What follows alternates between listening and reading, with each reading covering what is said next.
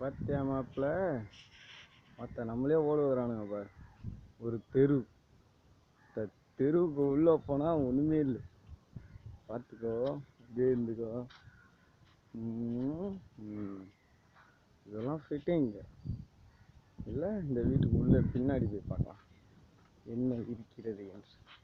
அட பாயிலா, ஏண்டா இந்த மானங்கிட்ட பொழப்பு. வீடு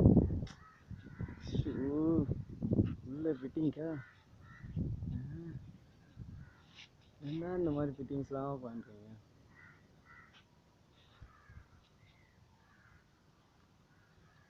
இதுவும் வீடு தானே. கதவு, டோரு, வீடு.